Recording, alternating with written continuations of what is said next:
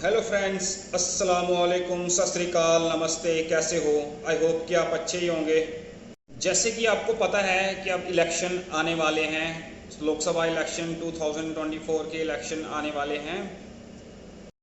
उन्हीं इलेक्शंस को मद्देनज़र रखते हुए हर पार्टी ने अपना एक अलायंस बना लिया है। अपोजिशन पार्टीज़ ने भी एक अलायंस तैयार किया है जिसका नाम उन्होंने इंडिया रखा है। वैसे तो एक अलायंस बीजेपी का भी था जिसका नाम उन्होंने एनडीए रखा था। ये एनडीए अटल बिहारी वाजपेयी जी ने बनाया था। ये बात अलग है कि 2014 के बाद उस एनडीए अलायंस की एक भी मीटिंग नहीं हुई। जैसे ही इंडिया बना तो मोदी जी को लगा और मैं भी एक अलायंस बनाऊंगा।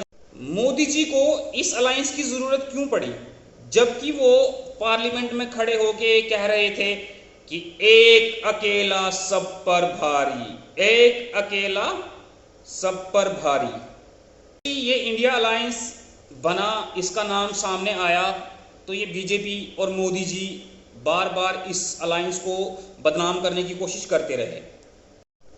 कभी उस अलायंस को इंडियन मुजाहिदीन के साथ जोड़ने लगे, कभी पीएफआई के साथ, कभी ईस्ट इंडिया के साथ, और लास्ट में आते आते उस अलायंस को घमंडिया कहने लगे।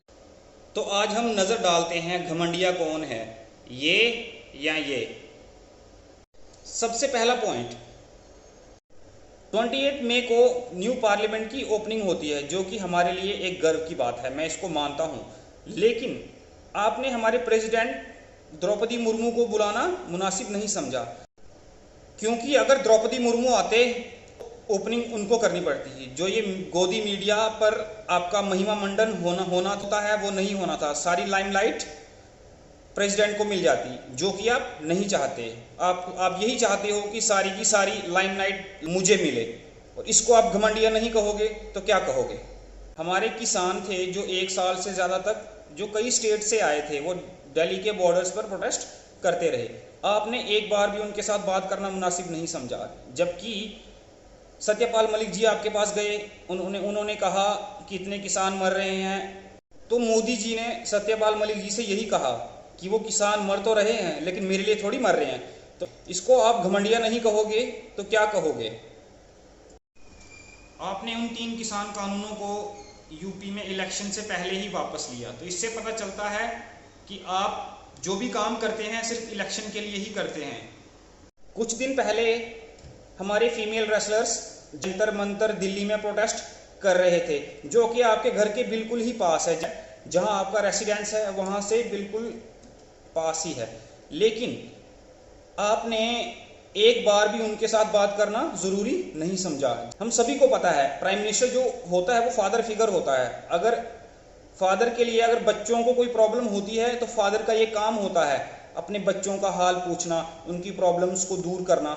वो फीमेल रेसलर्स तो ये बोल रही थी कि हमारे साथ यौन शोषण हुआ है।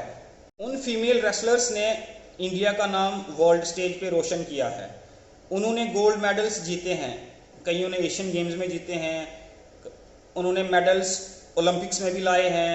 हर खेल में उन्होंने मेडल लाया है जिसमें उन्होंने इंडिया को रिप्रेजेंट किया है, और ये हमारे लिए गर्व की बात है। अगर उनको कोई प्रॉब्लम होती है तो हमारा तो फर्ज बनता है कि उनकी सारी प्रॉब्लम्स को दूर करना, लेकिन आपने एक बार भी उनके साथ बात करना मुनासिब नहीं समझा।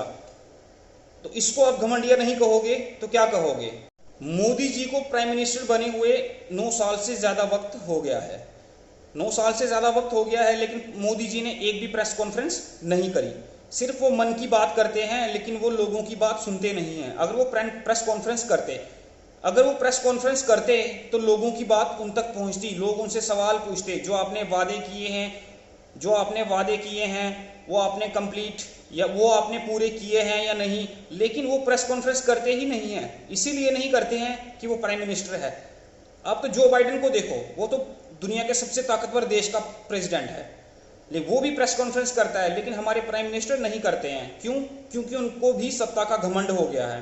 तो इसको आप प्रेस कॉन्फ्रेंस नहीं करते तो इसको आप घमंडिया नहीं कहोगे तो क्या कहोगे? तो बात करें मणिपुर की, तो मणिपुर इतने दिनों से जल रहा है, वहां पर इतनी प्रॉब्लम्स हो रही हैं, 2 कम्युनिटीज आपस में भिड़ रही हैं, लेकिन आपने एक बार भी 70 से ज़्यादा दिनों में आपने एक बार भी मणिपुर पे एक भी बयान नहीं दिया। तो आपने यही इसीलिए बयान नहीं दिया कि अगर मैं बोलूँगा, मणिपुर पे बोलूँगा तो मेरी इंसल्ट हो जाएगी। इंसल्ट ज़रूरी है या लोगों की जान, वहाँ पे एक कम्युनिटी दूसरी कम्युनिटी की जान लेने पे आमादा है, लेकिन आपने उसको रोकने के लिए कुछ नहीं किया। ना ही आपने 70 दिनों तक मणिपुर पे कुछ बोला। इसको आप घमंड नहीं कहोगे तो क्या कहोगे? अगर मैं बात अपने जम्मू कश्मीर की करूं, तो जब आप अपोजिशन में थे तो आपने कहा था कि मैं यहाँ पर टोल नहीं लगने दूंगा, बीजेपी यहाँ पर टोल नहीं लगने देगी। ये रविंद्र रैना भी कहते रहे कि हम उखाड़ देंगे, टोल नहीं लगने देंगे। लेकिन जैसे ही आप पावर में आए तो आपने यहाँ पर टोल ही टोल लगा दिए। हम जम्मू सिटी ऑफ टेम्पल्स थी, लेकिन इसको आपने सिटी ऑफ टोल्स में तब्दील कर दिया। इसको आप घमंड नहीं कहोगे तो क्या कहोगे? इसको आप घमंडिया नहीं कहोगे तो क्या कहोगे? अभी थोड़े दिन पहले अनंतनाग में एक टेररिस्ट अटैक हुआ जिसमें हमारे 3 जवान शहीद हुए। आर्मी के कर्नल मनप्रीत सिंह, मेजर अशोक धोनचक और जम्मू एंड कश्मीर में डीएसपी हुमायूं भट्ट की शहादत हुई। एक तरफ शहीदों के घरों में मातम मनाया जा रहा था, दूसरी तरफ बीजेपी हेडक्वार्टर्स में जश्न मनाया जा रहा था। मोदी जी पर फूल बरसाए जा रहे थे। एक तरफ गोलियां चल रही थी, लेकिन दूसरी तरफ आप अपने आप पर फूल बरसा रहे थे, आप जश्न मना रहे थे। आपने ये नहीं सोचा कि हमारे जवान शहीद हुए हैं। आप एक दिन उस जश्न को टाल देते, क्या फ़र्क पड़ता? लेकिन आपने नहीं टाला। आपने अपना जश्न एक दिन नहीं टाला। यहाँ पर हमारे देश के जवान शहीद हो रहे थे और आप अपने आप पर फूल बरसा रहे थे। ये हमारे लिए एक शर्म की बात है। इससे पता चलता है कि हमारे प्राइम मिनिस्टर कितने बड़े देशभक्त हैं। इवन कि बीजेपी के किसी भी टॉप लीडर ने उन पर कोई बयान नहीं दिया, एक ट्वीट तक नहीं किया 2-3 दिन तक। तो ये हमारे लिए शर्म की बात है। इसको आप घमंडिया नहीं कहोगे तो क्या कहोगे? इसको हम घमंडिया कहेंगे, घमंडिया ही कहेंगे।